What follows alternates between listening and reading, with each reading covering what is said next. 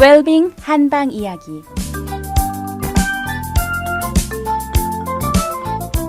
안녕하세요. 어제는 우리 몸에 안 가는 곳이 없이 돌아다니면서 수많은 병을 일으키는 원 중에 하나로 담에 관하여 말씀을 드렸습니다. 그럼 이 담은 어떻게 해서 우리 몸에서 생기는 것인지 살펴보도록 하겠습니다. 우리가 이 담의 일종으로요, 눈으로 볼 수 있는 것이 있습니다. 보이지 않는 것이 대부분이지만요, 그 볼 수 있는 것이 다름 아니라 가래입니다. 그런데 가래는 무엇으로 되어 있습니까?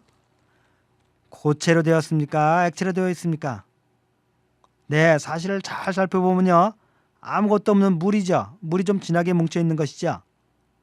그러니까 물 같은 것들이 잘 돌아다니면서요, 우리 몸 어느 곳이든지 머물게 되면 병을 일으키게 되는 것입니다. 그런데 지금 말씀드린다시피 물로 되어 있습니다. 따라서 정상적으로 우리 몸의 수액대사가 잘 이루어진다면 이 담이 생길 수가 없는 것입니다. 따라서 어디서인가 수액대사가 제대로 이루어지지 않아서 이 진한 물덩어리가 우리 몸속에 고이게 되는 것이죠. 그럼 이전에 한번 말씀드렸지만요, 다시 한번 설명을 드리면 우리 몸의 수액대사가 어떻게 이루어지는지 한번 살펴보겠습니다.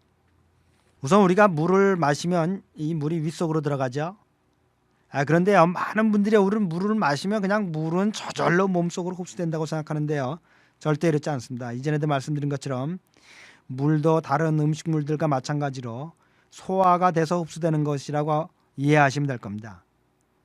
여러분들이 혹시요, 아주 심한 숙취를 하고 난 다음날이요, 물을 마셔도 물까지 오버히트를 하고 물이 그대로 위에 걸려 있는 것 같은 느낌을 받으신 적이 있을 겁니다. 이 물 또한도요, 이렇게 비위의 기능이 제대로 돼야만 잘 흡수되고요, 비위 기능이 제대로 돼야만 필요한 곳에 전신으로 뿌려주는 겁니다. 그래서요, 만약에 비위의 기능이 약해지면 어떻게 되겠습니까? 우리가 먹은 물이 제대로 흡수를 못하면 어떻게 돼요? 편이 묽어지는 거죠. 심하면 설사가 되는 거죠. 이거는 비위가 그 수액대사를 일으키는 능력이 실조해서 일어나는 겁니다.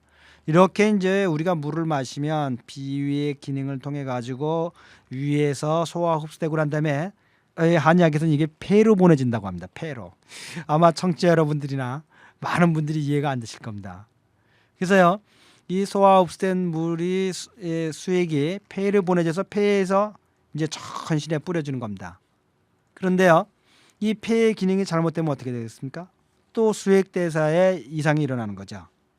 그리고 이렇게 폐에서 이제 전신에 필요한 수액을 전부 보내주는데요, 그 보내는 통로가 뭐냐면 한의학적으로는 삼초라고 합니다. 즉 우리 복강 전체를 말하는데요, 상초, 중초, 하초라고 해서요, 우리 몸통 전체를 말합니다. 이 통로를 통해서요, 저희 그 수액이 이렇게 쭉 보내지게 되는데, 이 통로가 잘못돼도 또 수액대사에 이상이 되면서 물이 고이는 현상들이 나올 수 있겠죠. 그리고 이제 최후로 이 수액들이 전신에 사용되고 난 수액들이 다 어디로 갑니까? 한의학에 의하면 신장으로 가고, 그 신장의 기능에 의해서 필요한 것들은 다시 흡수되고 필요 없는 것들은 이제 소변으로 배출이 되는 것이 우리 몸의 전신의 수액대사입니다. 지금 말씀드린 것처럼 우리 몸의 수액대사는 비위에서 시작해서 폐를 거쳐서 삼초라는 통로를 통해서 신장을 통해서 배출되기까지 일련의 수액대사라는 여러 장부가 협동해서 이루어진 하나의 기능인 것입니다. 따라서 이 중에 어느 하나의 장부라도 이상이 생기면 우리 몸의 수액대사에는 이상이 생길 수 있고, 우리 몸에 어느 곳이든지 부종이 생길 수가 있는 겁니다. 따라서 한의학에서는요, 정말 전면적이고요, 완벽하게 수액대사를 밝혀놓고 있죠. 그런데 양의학에서는요, 수액대사는 주로 신장에서만 이루어진다, 이렇게 되어 있는 겁니다. 그렇기 때문에 수많은 부종들, 얼굴이 부었다, 손발이 부었다, 다리가 부었다 등등 그 수많은 부종들에 관해서 신장에 이상이 없는 경우에 전혀 속수무책이 되는 겁니다. 사실 그런데요, 많은 부종들, 언젠가는요, 그 신문 발표에 하면, 양의사들이 발표에 하면 일반 부종의 90% 이상이 신장의 이상과 전혀 관계없다고 밝혔습니다.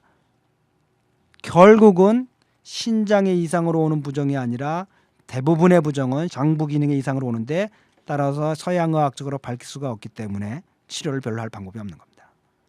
따라서 한의학에서는요, 이렇게 해당하는 장부들을 전부 밝혀놓고 그 해당하는 장부들의 이상으로 좀 부종이 올 수 있기 때문에요, 그 치료가 광범위하게 되는 것이죠. 혹시 청취자 여러분들 중에서요, 이유 없는 부종으로 고민하고 계십니까? 저희 한의원에 적지 않습니다.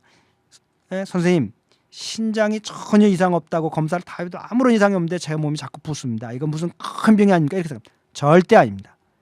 일반적으로 서양 의사들도 밝힌 것처럼 우리 몸의 현상에서 일어나는 부종 중에 90% 이상이 신장과 관계없이 발생하는 부종들이니까요. 여러분, 청취자 여러분들께서 혹시 몸이 붓는다고요, 내 신장이 잘못되었거나 또는 신장 이상이 없이 부종이 생긴다고 해서 내 몸이 크게 잘못됐거나 이런 공포감이나 근심과 걱정에 사로잡힐 일은 결코 아니라고 봅니다. 이럴 경우에 가까운 한의원에 가셔서 협조를 받으시고 바로 치료할 수 있는 경우가 대부분입니다. 그러므로 이러한 이면 속에는요, 각각의 의학들이 갖고 있는 장단점들이 그대로 나타나는 것이죠. 그래서 서양의학이라고 과신해서도 안 되고요, 동양의학이라고 해서 경시해도 안 되는 겁니다. 모두 각각의 그 다른 장점과 단점을 갖고 여러분들의 모든 환자들의 도움을 줄 수 있는 것들이죠. 자, 그러면 오늘 하루도 모두들 빛과 사랑이 넘치는 복되고 건강한 하루 되시기 바랍니다. 달빛 한의원 원장 김동영이었습니다.